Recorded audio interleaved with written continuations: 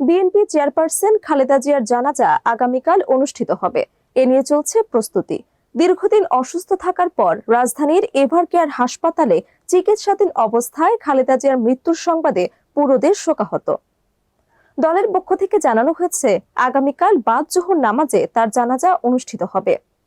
ঢাকার শেরেবাংলা নগর এলাকায় জিয়া উদ্যানে শহীদ রাষ্ট্রপতি জিয়াউর রহমানের সমাধির পাশে তাকে দাফন করা হবে। এছাড়াও জাতীয় সংসদের দক্ষিণ প্লাজায় বাদ জোহর নামাজের জানাজা অনুষ্ঠিত হবে। ইতোমধ্যে নেতাকর্মীরা দাফনের প্রাথমিক প্রস্তুতি শুরু করেছেন। প্রত্যক্ষদর্শীরা জানান, সমাধিস্থলে এখনো মাপ নেওয়া পর্যায়ে রয়েছে। আনুষ্ঠানিক দাফনের কাজ শুরু হয়নি, তবে সকাল থেকে সমাধিস্থলে নেতাকর্মী এবং সমর্থকদের ভিড় লক্ষ্য করা গেছে।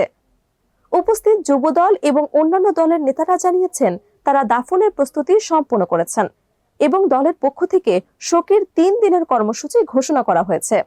জাতীয়তাবাদী দলের শীর্ষ নেতৃত্ব মন্তব্য করেছেন, বেগম খালেদা জিয়ার রাজনীতি জীবনে অবদান অপূরণীয়। 44 বছরের দীর্ঘ রাজনৈতিক ইতিহাসে তিনি গৃহিণী থেকে রাজপথে নেমে জনগণের সঙ্গে কাজ করেছেন। মৃত্যুর সময় দলমত নির্বিশেষে সকল নেতা এবং কর্মী হাসপাতালে খোঁজ খবর নিতে গিয়েছিলেন। এছাড়াও সারা দেশে কোরআন খতম এবং দোয়া মাহফিল অনুষ্ঠিত হয়েছে। প্রত্যক্ষদর্শীরা জানান, শহীদ জিয়ার সমাধির পাশে দাফন হওয়ায় সকলের নজর সেখানে কেন্দ্রীভূত। তারা শোক প্রকাশের পাশাপাশি বেগম খালেদা জিয়ার অবদান ও দেশের জন্য ত্যাগ স্মরণ করেছেন। দাফনের আনুষ্ঠানিক প্রস্তুতি এখনো চলাকালীন পর্যায়ে রয়েছে। মাপ নেওয়ার কাজ চলছে এবং আনুষ্ঠানিক দাফনের কাজ সম্পূর্ণভাবে শুরু হয়নি।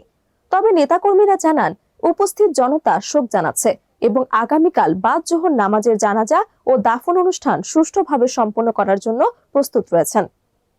দলের পক্ষ থেকে জানানো হয়েছে, বেগম খালেদা জিয়ার মৃত্যুতে জাতীয়তাবাদী দল এবং সমর্থকরা এক অভিভাবক হারিয়েছেন। তার রাজনৈতিক অবদান এবং দেশের জন্য ত্যাগকে স্মরণ করে সারা বাংলাদেশে শোক প্রকাশ করেছেন।